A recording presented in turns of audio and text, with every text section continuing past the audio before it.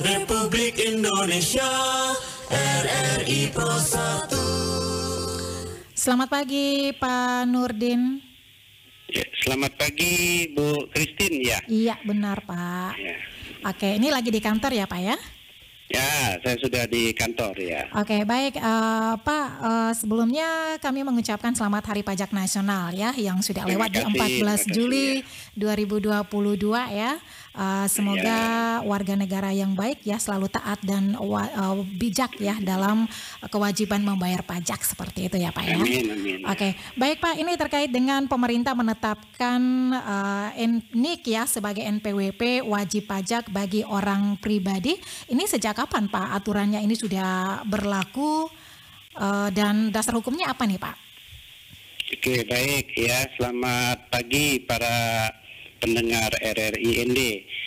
Jadi sesuai dengan PMK 112 tahun 2022 itu resmi bahwa NIK menjadi NPWP dan mulai diberlakukan sejak 14 Juli 2022. Puncaknya itu kemarin dilaunching pas peringatan Hari Pajak yang ke-77 pada tahun 2022. Oke, baik. Dan ini juga akan diberlakukan di 2023 nanti ya Pak ya? Oke, ya. Jadi ya teman-teman ya, NPWP-nya yang lama itu masih bisa kita tetap berlaku sampai dengan 31 Desember 2023. Jadi teman-teman yang yang punya NPWP lama itu masih tetap berlaku sampai dengan 31 Desember 2023. Oke, ini mengapa Pak ini NIK ini menggunakan NPWP sebagai NPWP nih Pak? Nah, baik. Yang pertama itu karena adanya implementasi dari Undang-Undang Harmonisasi Peraturan Perpajakan nomor 7 tahun 2021 yang mengamanatkan untuk mengintegrasikan basis data kependudukan dengan sistem administrasi perpajakan. Terus yang kedua, dalam rangka mempermudah kepada wajib pajak orang pribadi dalam melaksanakan pemenuhan hak dan kewajiban perpajakan. Nah, sekarang ini kan banyak sekali kalau dalam persyaratan administrasi pemerintahan diminta NPWP, diminta KTP.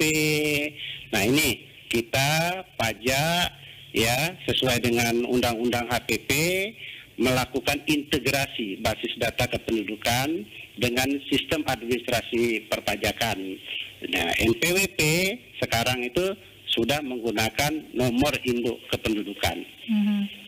Dan apakah ini diberlakukan untuk semua orang seperti itu Pak Nurdin? Enggak, khusus wajib pajak orang pribadi saja. Wajib pajak orang pribadi. Oke, apakah semua NIK ini juga akan otomatis ya menjadi NPWP? Nah, ini yang saya perlu luruskan. Ada kekhawatiran. Ini hati-hati nih. Sekarang teman-teman di pajak ya semua NIK dijadikan NPWP. Itu tidak ya. Tidak. Jadi perlu diketahui untuk melaksanakan hak dan kewajiban perpajakan sebagai wajib pajak itu harus memenuhi syarat subjektif dan objektif. Syarat subjektifnya apa? Subjektifnya itu warga Indonesia yang sudah 18 tahun. Kemudian syarat objektifnya tentu adalah yang memiliki penghasilan. Penghasilannya juga dibatasi. Penghasilannya yang sudah di atas PTKP. Nah, berapa besarnya? Besarnya 4,5 juta per bulan atau 54 juta dalam 1 tahun. Jadi kalau yang syarat subjektif dan objektifnya belum terpenuhi, nah tadi NPWP-nya yang tadinya NIK tadi itu belum bisa menjadi sebagai wajib pajak, belum harus melaksanakan kewajiban perpajakannya. Demikian Bu Christine. Oke, baik Pak Nurdin ya, jika wajib pajak ini belum memenuhi persyaratan ya seperti yang Anda katakan tadi, tetapi ingin memiliki NPWP, ini bagaimana perlakuannya kepada wajib pajak tersebut Pak Nurdin? Ya, jadi ini luar biasa ya, terutama NPWP sering dijadikan persyaratan administrasi untuk berbagai keperluan. Contohnya aja lah anak-anak kita yang lulus SMA ketika melamar pekerjaan, nah itu kan rata-rata namanya orang mau melamar pekerjaan, penghasilannya juga belum ada, tapi dipersyaratkan harus memiliki nomor pokok wajib pajak.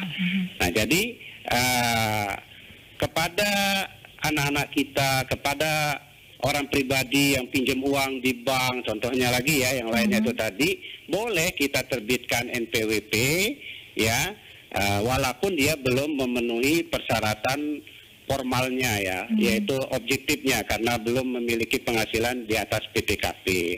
Nah, nanti kalau mau melamar bekerja, nih NPWP-nya. Kalau penghasilannya sudah di atas PTKP, tentu nanti ada pajaknya. Kalau belum ada penghasilan, tetap aja melapor dengan melaporkan penghasilan yang nihil.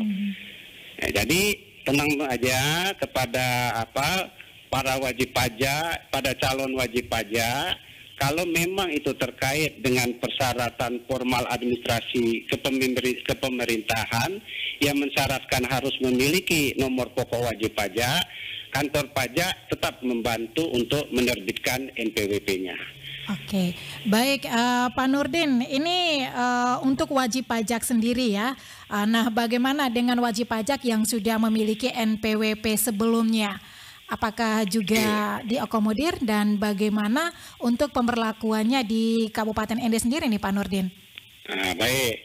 Jadi untuk para wajib pajak yang sudah memiliki NPWP ya, nanti pertama sampai dengan 31 Desember 2023 masih boleh menggunakan NPWP yang lama, kartu NPWP yang lama, termasuk dalam melaksanakan pelayanan administrasi perpajakan. Ya, yang kedua, bagi wajib pajak lama yang sudah memiliki NPWP, dengan adanya PMK 112 ini langsung bisa menggunakan NIK-nya.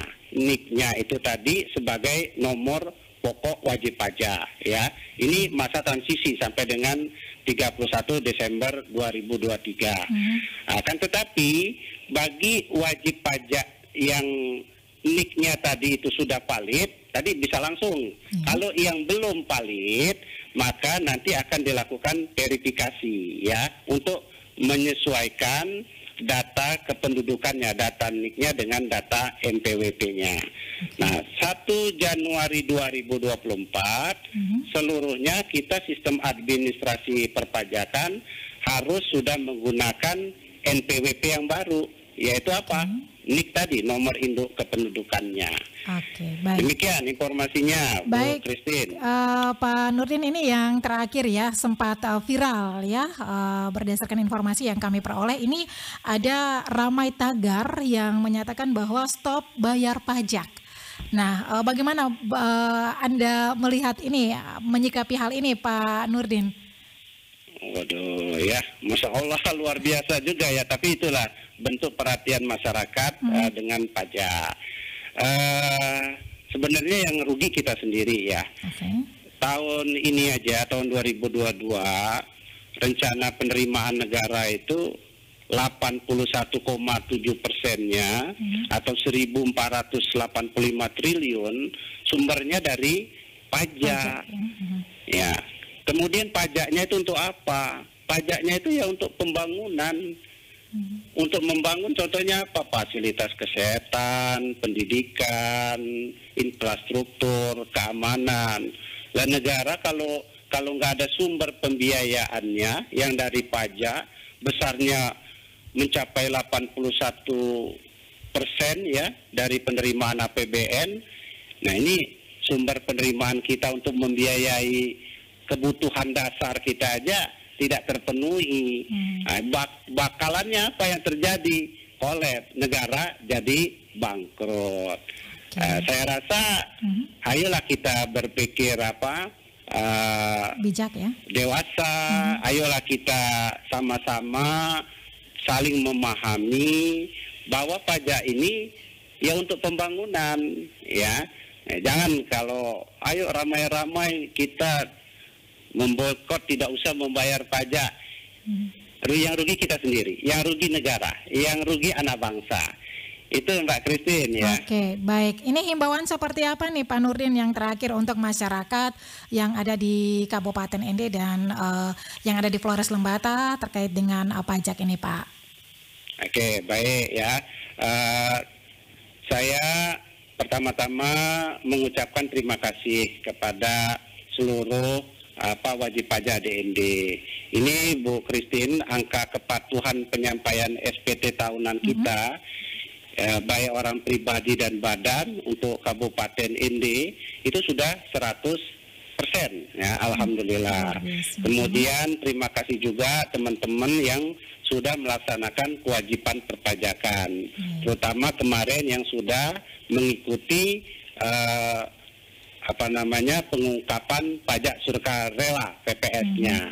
Nah, ini saya menghimbau, ayo sama-sama kita taat asas melaksanakan kewajiban perpajakan. Pajak ini perlu untuk kita.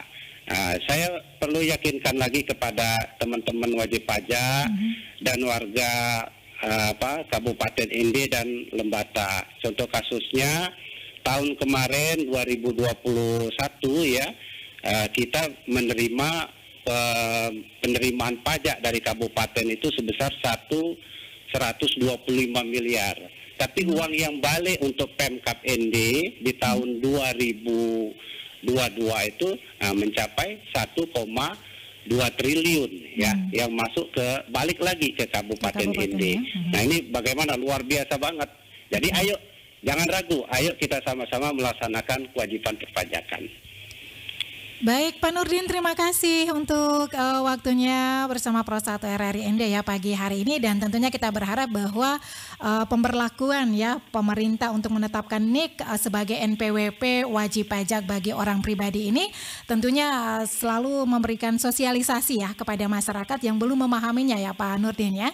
Ya, sama-sama ya. Oke, selamat pagi, selamat kembali beraktivitas. Selamat pagi ya. Radio Republik Indonesia, RRI Pro 1.